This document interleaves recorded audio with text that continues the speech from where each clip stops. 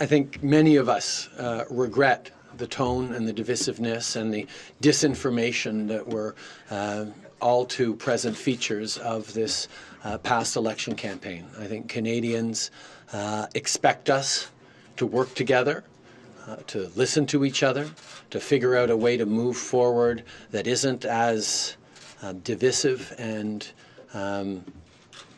challenging as this election was. I think there were a lot of issues that weren't properly addressed. I think there were big substantive ideas that weren't fully debated in this election campaign, and I regret that, and I recognize that much of this campaign tended to be around me, and I do hold a bit of responsibility for that.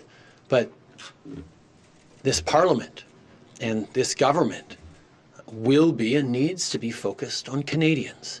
And that means we need to work together. We need to listen to each other. We need to figure out the right path forward for every part of the country. Right now, and for too long, we have been selling our natural resources to the United States at a discount. And that doesn't serve anyone. It certainly doesn't serve the transition and the investments in clean energy and fighting climate change that take resources and take money to be able to do.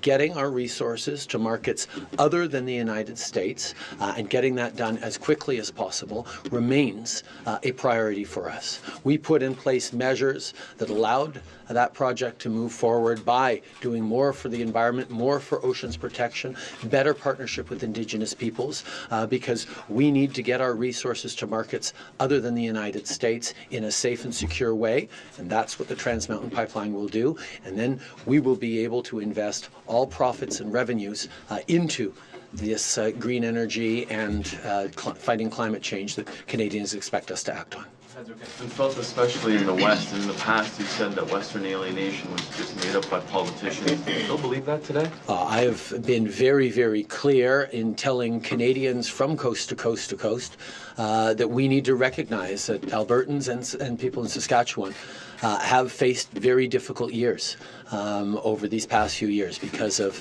global commodity prices, because of challenges that they're facing that, for a long time they weren't able to get their resources to markets other than the United States. We are moving forward to solve some of those challenges, but it's going to take all Canadians sticking together, helping out folks who are struggling in places like Alberta and Saskatchewan. This is what Canadians expect of their government, and this is something that we're going to stay focused on.